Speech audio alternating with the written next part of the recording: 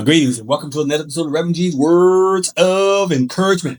I am so delighted that you decided to join me today.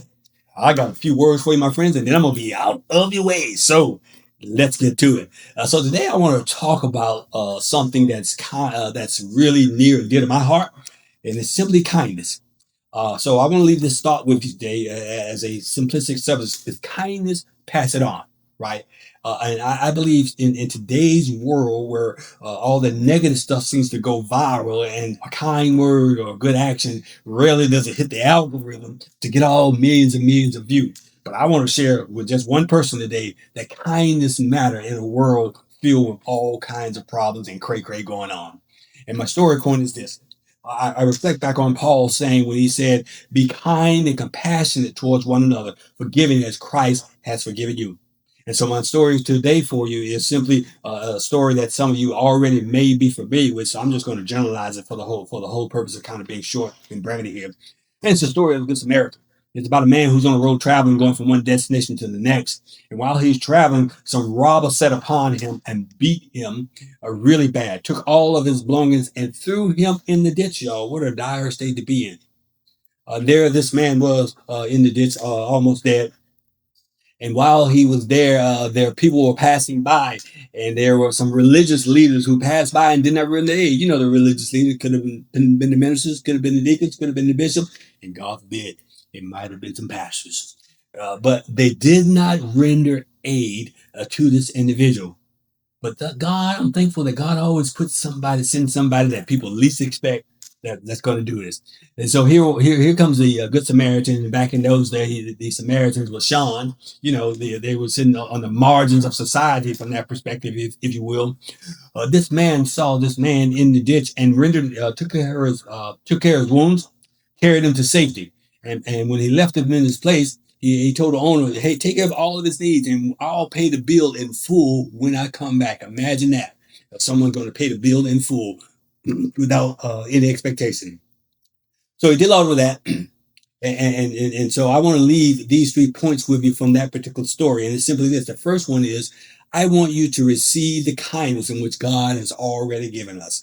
I know it might be simplistic, but it's hard to give away what you haven't received. And when I say receive, I don't simply mean your theology or your doctrine. I mean receive. You have received it in your heart, and it means something in the inner parts of your being. And then, my friends, once you have received, my next point is this. I want you to go ahead and take some time to reflect. Reflect on the kindness that you have received. Because I believe that when you and I reflect on the kindness that we have received, it causes us to look at people through a different lens, right? We don't look at them through the lens of this is a bad behavior. We look at it through the lens of this is a child of God. And I need to have mercy and show some kindness, just as God has shown me. So when we put that new perspective on it, we can say, I can do this kindness and not expect anything back because, hey, God has been kind to me. And then once you have reflected upon it, here's the easy part and maybe the difficult part for some. I don't know, maybe. We'll see. And the last part is simply this: release. You know, you received it, you reflected upon it. Don't do any good if you ain't gonna do anything with it. So now it's time to release. I'll go back to the story of the Samaritan. He was on the road going to travel as well. He could have kept going.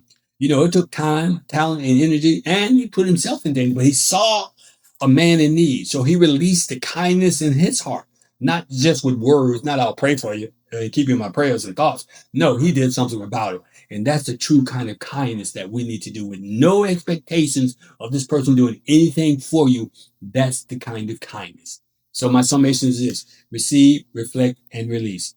Go ahead and hold the door for the person walking behind you. If you can one day, buy someone a cup of coffee or lunch unexpectedly. Those are those. And please, don't be reluctant to say a kind word. Think about it. The coworker that's always been aggravating and getting on your nerves, a kind word might be the thing that changed that whole office dynamics. I'm just saying, it ain't gonna hurt to try. The family member that's just not cooperating, a kind action can still change their heart. So exercise some kindness in every act that you possibly can. So those are my 2 bits for you today. So a little like my time is running out. I am so delighted that you decided to join me today. Once again, I am Dr. Gaines, and I pray that something today encourage you on this way. If not, hey, why don't you please come back to my next episode Well, I prayerfully I'll say something that will encourage you. And if it didn't, maybe someone else needs to hear this message. And as an act of kindness, which is easy for you today, is go ahead and share with them. Say, hey, check out this dude. He said something about kindness. And I think you ought to hear it. It doesn't cost anything, and it certainly could benefit. So once again, thank you for joining me today, and I hope to see you at the next episode. Peace, and I'm out, y'all.